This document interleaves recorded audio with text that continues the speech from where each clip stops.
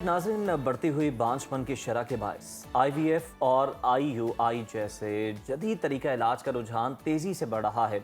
ये तरीके उन जोड़ों के लिए उम्मीद की नई किरण बनकर सामने आए हैं जो तवील अरसे से औलाद की ख्वाहिश रखते हैं। जी बिल्कुल। और IOF और IOI का तरीका इलाज क्या है और इनमें क्या फ़र्क है, इसी पर हमारी साथी एंकर रुबीना यूसुफ की खुसूसी रिपोर्ट है, वो हम सबसे पहले देख लेते हैं।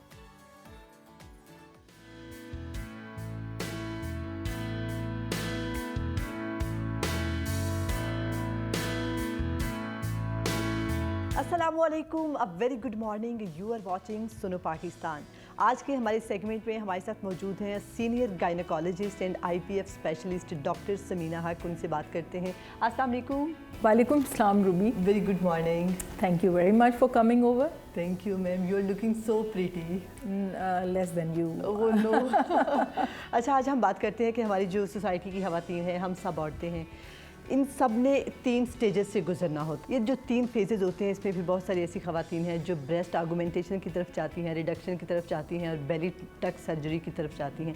ये कितना सेफ़ है, क्या सेफ्टी मेजर्स हैं, ये हमारी ख़वातीन को बताइएगा। बेटे, ये 3 स्टेजेस ऑफ लाइफ जो है ना, ये मैं समझती हूँ कि मैं दिमागों में कूट कूट के औरतों के भर दूँ। ठीक है। और मैंने इतनी दफ़ा इस पे बात की है और इट इज़ सो इम्पॉर्टेंट। लेकिन मैं इन 3 स्टेजेस से पहले थोड़ा सा चलूँगी कि उस बेचारी, वो जो एक प्यारी सी बच्ची दुनिया में आने वाली है, उसके हाथ में उस वक्त कुछ नहीं होता जब वो एक नासमझ माँ के पेट में पल रही होती है। अगर वो नासमझ माँ टॉक्सिक चीज़ों से अपने आप को दूर नहीं करेगी तो वो उस बच्ची को टॉक्सिक चीज़ों से अफेक्टेड पैदा करेगी। यानी उसकी जो एग्स का स्टोर है वो शायद नॉर्मल से कम हो सकता है कोई कंजेनिटल एनॉमली बन जाए उसके टॉक्सिक चीज़ें खाने से, और बहुत सारे ऑटोम्यून और पता नहीं क्या क्या डेवलपमेंटल डिफेक्ट्स। बहुत सी बच्चियां आ रही हैं जिनके 2-2 यूट्रस हैं, वो प्रॉपरली डेवलप ही नहीं हो रहे। तो एक स्टेज तो वो है जहाँ हम बेबस हैं, जब हम अपनी माँ के पेट में हैं। फिर हम बेबस हैं जब चाइल्डहुड है, इन्फेंसी है, चाइल्डहुड है, वो तो आप टोटली माँ के ऊपर है ना। फिर वही बात आ गई कि समझदार माँ तो समझदार बच्ची को देगी, सेहतमंद बच्ची। तो उसके बाद टमी टक और वो जो ब्रेस्ट की एनहांसमेंट और फिर आपके फेस की वो सारा कुछ। देखिए, अल्लाह सुब्हान ताला ने जैसे बनाया वो हसीन बनाया। बिल्कुल ठीक है। तो ठीक है, अगर आपको कोई ग्रॉस कोई है प्रॉब्लम तो आप ज़रूर जाइए। लेकिन ये जो आप सारा कुछ फेस में और इधर उधर डलवा रहे हैं ना, जी जी, ये इवेंचुअली तो इन्होंने जीनो एस्ट्रोजन्स में बदल जाना है। ये लोगों को नहीं पता। And they going to distort their uterus, endometriosis, fibroids और पता नहीं क्या क्या। तो बहुत ज़्यादा ये अपने लिप्स को वो इनगॉर्ज करना या ये यहाँ पे सारा कुछ करवाना और हर वक्त यही देखते रहना कि अब एक ज़रा सा ये है, इसको तो मैं ठीक करा लूँ। अच्छा डॉक्टर, मुझे बताइएगा कि बहुत सारी ऐसी ख़वातीन हैं जिनकी लेट शादी होती है और कहते हैं कि एज ज़्यादा हो गई है और वो फिर बच्चा कंसीव नहीं कर सकती, इसकी वजह क्या है? बेटे, इसकी तो बहुत सारी वजह हैं आजकल। पहली बात तो लेकिन ये है एज मैटर करती है इस चीज़ में? It does. देखिए, न्यू बॉर्न बेबी के अंदर एडल्ट एग्स हैं। ठीक है। अब वो जितने साल बच्चा पैदा नहीं कर रही, वो एज अप हो रहे हैं ना, उनकी एज भी बढ़ रही है, बच्ची की एज बढ़ रही है। और साथ तो एग्स जो हैं वो तो उससे भी 4 महीने बड़े हैं क्योंकि वो तो पहले ही बन गए थे पेट में। ठीक है। वो तो जब बच्ची 5 माह की थी या 6 माह की पेट में थी तब से कंप्लीट हो गए हैं, वो दे चुका है अल्लाह सुब्हान ताला उसको। तो वो she is born with eggs जो कि उससे भी पहले बन गए थे। बिल्कुल। फिर वक्त के साथ साथ the quality of egg it declines.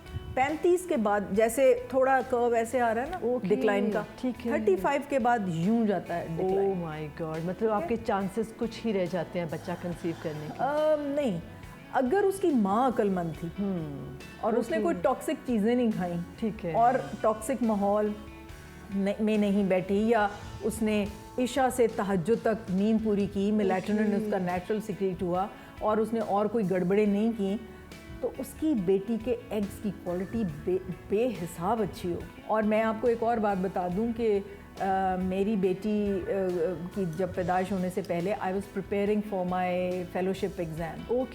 और हर वक्त वो इतनी इतनी मोटी किताबें और माशाल्लाह माशाल्लाह उसकी कोई इंटेलिजेंस ऐसे है कि जैसे वो पिक्चर खींच लेती है। ज़बरदस्त, ऐसा होता है।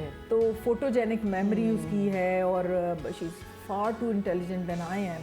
तो मेरे ख्याल में what I ate, what I thought, what I was reading, वो बच्चे डिड में मेक अ डिफरेंस। ओके। और ये एक बात मैं आपको और नाजरीन को बता दूं कि अगर किसी लड़के ने वो चाहता है कि उसकी औलाद इंटेलिजेंट हो तो एक इंटेलिजेंट लड़की से शादी करें। इंटेलिजेंस लड़कियों से ट्रांसमिट होती है, माँ से ट्रांसमिट होती है, बाप से नहीं होती। अच्छा, आज हम आपकी वो जो है एक लेबॉर्ट्री भी चेक करेंगे जो आपने IVF की हाँ, बनाई ये मैं है। चाहती थी कि आप ये बात करें क्योंकि जब तक आप उस जगह को नहीं दिखाएंगे लेंगे जो कि लोगों के को अजीबो गरीब उनके बारे में आइडियाज़ हैं कि लोग समझते हैं कोई ट्यूब है वो अमेरिका से आती है और उसके अंदर एक छोटा सा बच्चा होता है और वो हम ट्यूब अंदर रख देते हैं और बच्चा ग्रो करना शुरू कर देता है। मेजॉरिटी को ये आइडिया है। ठीक है, हम छोटी सी एक मिसकंसेप्शन लोगों की दूर करते हैं कि IVF ऐसी लेबॉर्ट्री है कि ऐसे बहुत सारे पेरेंट्स जो अब मायूस हो चुके हैं और एक औलाद जैसी नेमत से महरूम है,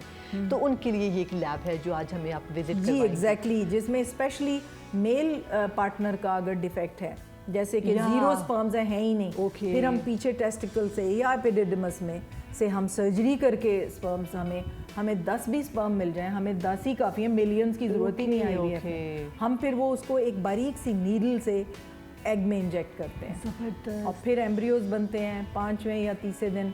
हम देखते रहते हैं कि वो जब एम्ब्रियो बन जाएगा वो एक मलबरी टाइप की एक चीज़ बन जाएगी, फिर हम वो ट्रांसफ़र कर देते हैं। ज़बरदस्त। प्लीज़ हमें अभी आपकी लैब का विजिट चलिए करना हम होगा। आपको लैब दिखाते हैं।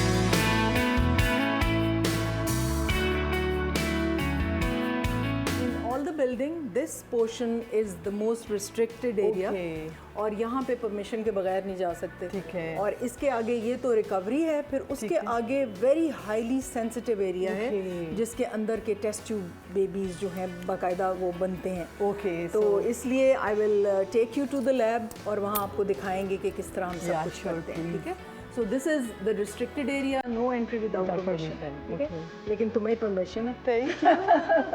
आ जाओ।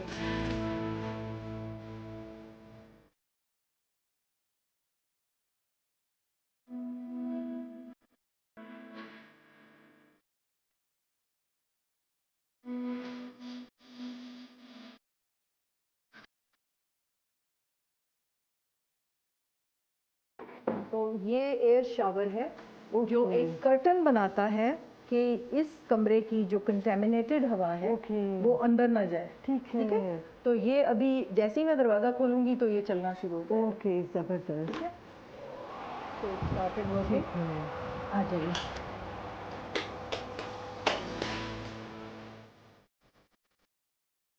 हम हाथ धो के जाते हैं क्योंकि हाथ ज़्यादा कंटेमिनेट होते हैं। तो ये सोप जो है ये विदाउट खुशबू है, स्मेल के विदाउट स्मेल।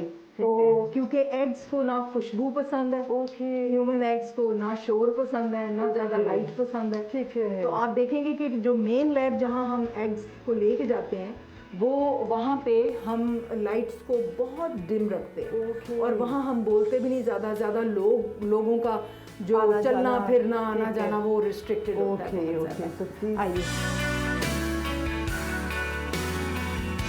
अच्छा रुबीना, आप ये देख रही हैं कि ये कुछ एक स्पेशल सा पेंट हुआ है, कुछ ये जालियां हैं ऊपर।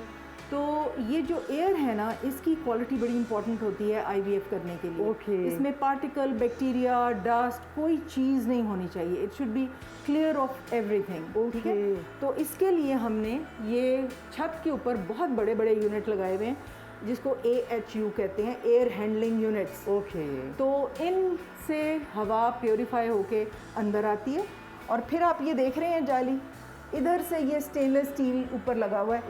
तो यहाँ से ये ऊपर छत पे जाती है। ठीक है, एयर हैंडलिंग यूनिट से होके और फिर ये वापस इधर आती है। बस थोड़ा सा ये बताइएगा कि जैसे बहुत सारे ऐसे लोग हैं हमें देख रहे हैं, उनको ये लगता है कि ये कितना एक्सपेंसिव है, थोड़ी सी एस्टिमेटेड अमाउंट आप बता सकती हैं? बेटे एक्सपेंसिव तो बहुत ही ज़्यादा है। मैं क्या बताऊं कि क्या इसका है, लोग ज़मीनें बेच के, भैंसें बेच के और जेवर बेच के आते हैं और आते उस वक्त हैं जब 40 साल के करीब पहुंच रहे हैं, 35 साल के।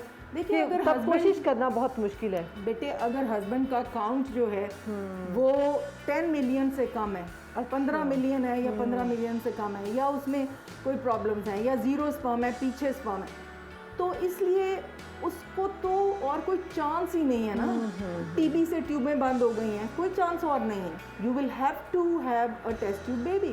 ओके, तो जिसमें तो मैंडेटरी है उसमें तो देर नहीं करनी, लेकिन जिसमें पेशेंट्स का, आज मैं एक और गलत फहमी भी दूर कर दूं कि पेशेंट्स ना 2-3 साल शादी को चलो जी टेस्ट ट्यूब बेबी करा लें, ये आपके पास दूसरी ऑप्शंस हैं, आप टेस्ट ट्यूब बेबी के लिए क्यों जा रहे हैं? तो हमारे सेंटर में, हमारा सेंटर डिफरेंट इसलिए है कि हम पहले वो आते हैं हमारे पास टेस्ट ट्यूब बेबी कराने, हम उनको डिफरेंट ऑप्शन दे देते हैं कि बेटे आप इस तरह भी प्रेग्नेंट हो सकती हैं, ऐसे भी हो सकती हैं, सिनेरियो सामने रखते हैं हाँ। आपको। ओके। और वो जो हाईएस्ट सेंसिटिव एरिया है वो तो मतलब इट इज़ सो क्लीन कि आप जब उसका पार्टिकल काउंट लेते हैं तो आप हैरान रह जाते हैं कि ये इतनी क्लीननेस। अब ये हम इस शावर में से जाएंगे अंदर, ठीक है, क्योंकि ये शावर जो है हमें सारे पार्टिकल से फ्री कर दे। Okay, please go. आइए।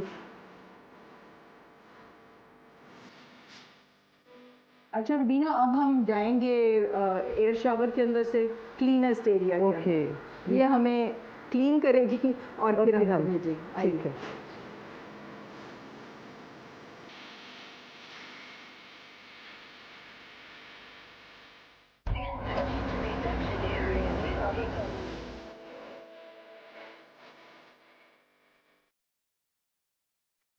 रुबीना, जैसे मैंने आपको बताया कि ये खिड़की में से एग्स, हम थोड़ी सी खिड़की खोलते हैं क्योंकि ये क्लीनेस्ट एरिया है। आपने देखा है इसकी सारी दीवारें जो हैं ये स्टेनलेस स्टील। स्टील जो है वो वॉलेटाइल ऑक्सीडेटिव कंपाउंड्स एमिट नहीं करता, तो ये हमारी लैब के लिए आइडियल होता है। वरना अगर VOCs एमिट कर रही हों चीज़ें तो हमारा एग और एम्ब्रियो जो है ना इसको पसंद नहीं करते। ओके। तो यहाँ से फिर हम इधर माइक्रोस्कोप में देखते हैं, इसमें वो एग्स आइडेंटिफाई करके हमें आवाज़ देते हैं कि जी इतने एग मिल गए। Okay, okay. उसके बाद फिर हम इंक्यूबेटर्स में एग को 2 घंटे के लिए रखते हैं क्योंकि वो बॉडी से निकल के शॉक में चले जाते हैं। तो वो वहाँ पे शॉक में से निकलते हैं, फिर उनको क्लीनिंग की जाती है। क्लीनिंग करके तो उसी वक्त पहले से मियाँ के स्पर्म्स लिए होते हैं। बल्कि एक स्टेप और भी होता है कि हम जब एग्स निकालने हैं उससे 24 घंटे पहले हम इन इंक्यूबेटर्स में उनका फ्लूइड रख देते हैं ताकि वो पीएच, ह्यूमन पीएच से मैच हो जाए। ठीक है। उस फ्लूइड का। तो उसके बाद हम एग्स उसी फ्लूइड में रख के और इंजेक्ट करते हैं। ये ह्यूज माइक्रोस्कोप है, इसको इक्सी माइक्रोस्कोप कहते हैं। ये सबसे महंगी चीज़ है इस लैब में और करोड़ों की इसकी प्राइस है। तो ये जो है ये इसके ऊपर एग इतना बड़ा नज़र आता है। वो एक नुक्ता सा होता है और इस पर इतना बड़ा नज़र आता है। फिर हम वो ग्लास की नीडल्स में स्पर्म को पिक करके उसके अंदर छोड़ के आते हैं और फिर हम उन डिशेस को इन इंक्यूबेटर्स में, ये मिंक इंक्यूबेटर्स हैं, इनके अंदर हम रख देते हैं 3 to 5 डेज। फिर हम एवरी सेकेंड डे या डेली एम्ब्रियोलॉजिस्ट आके देखता है कि बीज बन रहे हैं कि नहीं, एम्ब्रियोज बन रहे हैं कि नहीं। फिर जब एम्ब्रियोज में डिफ्रेंशिएशन होने लग पड़ती है, एक तरफ प्लेसेंटा एक तरफ बेबी, तो फिर हम प्लेसेंटल वाले हिस्से से हम लेज़र के साथ एक सेल टीज करके निकालते हैं और फिर टेस्ट के लिए भेज देते हैं कि बेटा है कि बेटी, उसमें मौरूसी बीमारियां क्या क्या हैं, मोंगोलिज्म है कि नहीं है, बहुत सारी बीमारियां जो हैं उनका पता चल जाता है। अच्छा, बहुत जल्दी पता चल जाता है ये तो, बहुत जल्दी। और फिर क्या होता है कि वो 5 डे का जो एम्ब्रियो होता है हम उनको फिर फ्रीज कर देते हैं। फिर 15-20 दिन में रिजल्ट आता है। हमने नंबरिंग की होती है कि कौन सा बेटा है कौन सा बेटी है। इस तरह करके वो जब हमें भेजते हैं तो वो हम पेरेंट्स के साथ डिस्कस करते हैं और उसके बाद फिर हम उसको ट्रांसफ़र करते हैं। बाकी को हम फ्रीज कर देते हैं कि अगर प्रेग्नेंट ना हुए तो फिर दोबारा से हम। ठीक है।